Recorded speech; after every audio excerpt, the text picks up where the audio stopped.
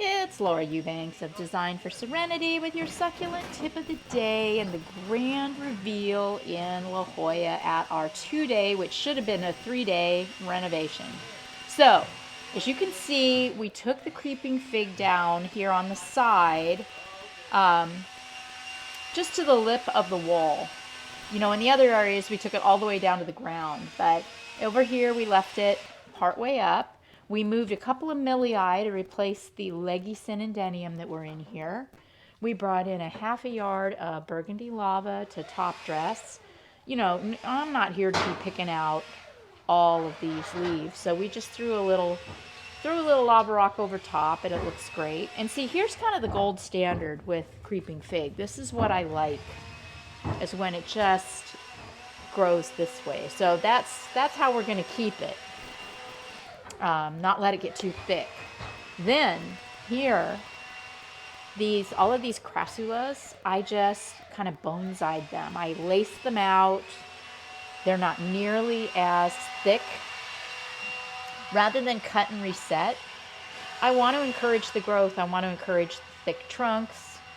And we'll just continue to snip and clip and tip back and continue to create beautiful jade bonsai with these. Remember here, this weird area? We never did figure out why this one's just kind of pouting, but, we'll see. Greg was here to check all the irrigation, got it all working. It turns out that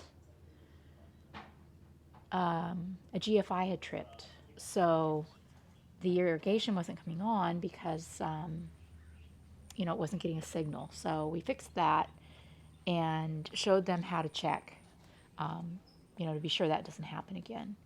All right, so this hot mess that is now a beautiful bed of coprosma. I have Autumn Splendor and Marble Queen, 5-gallon from Waterwise Botanicals. And I know I planted them densely because that's what I do, but I don't care because they can grow, grow, grow, grow, grow. I have a monthly maintenance crew here, and they can keep them snipped, clipped, and looking great. I wanted fullness and a little bit of instant gratification in this narrow bed. So they're thrilled. They love them. I love them. And this is a succulent compatible plant. Once established, it's quite drought tolerant, not really susceptible to any bugs that I know of or diseases. And it's it'll grow in sun or part sun. Isn't really particularly fussy. So it should be very, very happy there. Our pots, some of the pots, like this trio here, we just left alone because it looks so good. And we didn't make any changes. Greg did remove and cap all of the drippers. We aren't doing drippers in the succulent pots. No mo.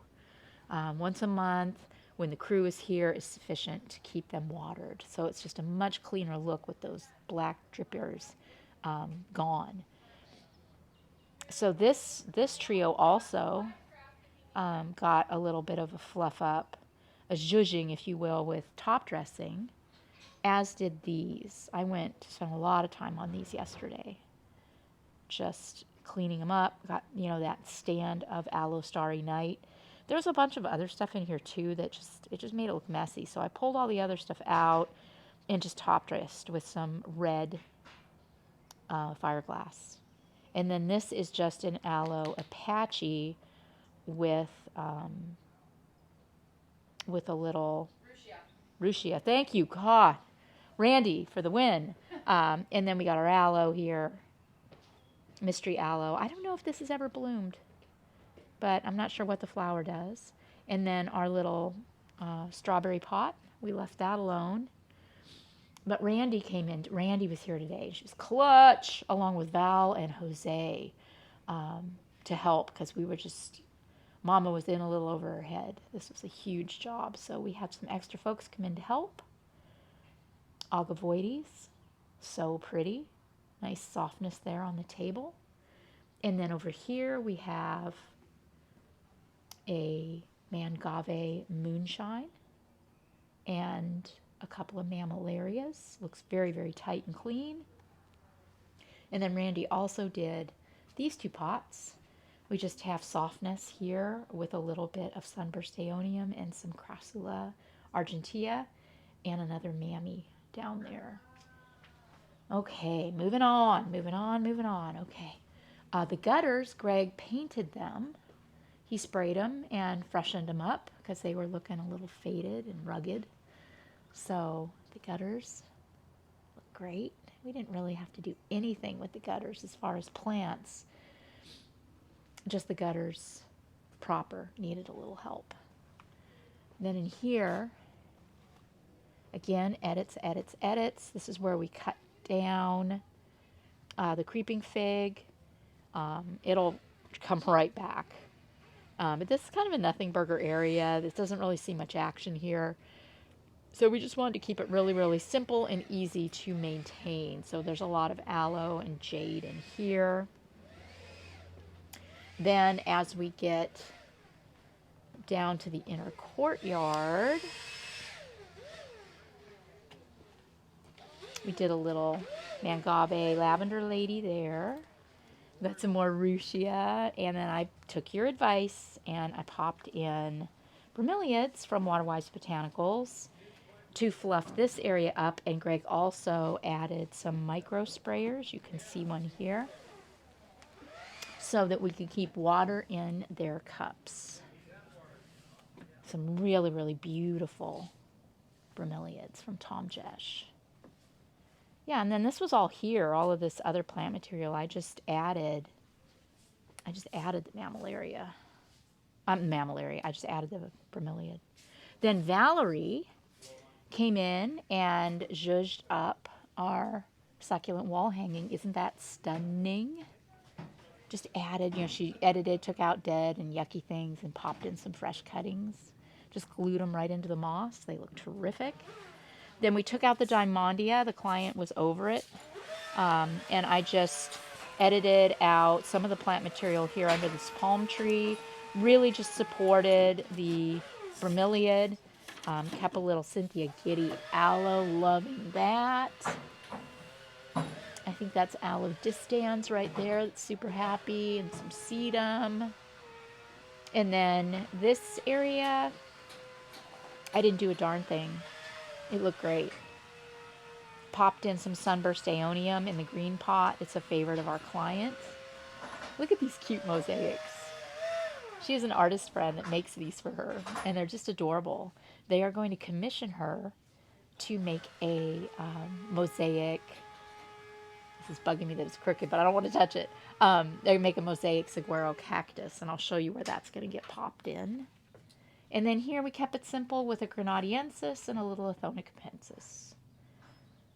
So yeah, this is really shady right here. So I feel like that's going to do super duper. Okay, then moving on.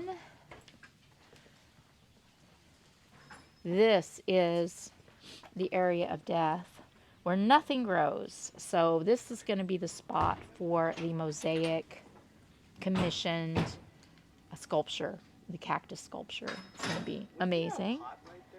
And then this area, tightened it up, added a little more rock, made some edits. I put a Pilosoceras in this pot, which I'm tickled pink with, or I should say blue. It's one of my faves. And then over here, again, just some edits, thinned out the aeoniums and some of the other extraneous plant material. Cleaned up all the aeoniums. This is the community association property, so they actually take care of this part and water this part, which makes it a little bit challenging. It pays to work for Design for Serenity because these are plants that none of the relatives or neighbors wanted, so one of my crew members is taking these beauties home to plant in their yard.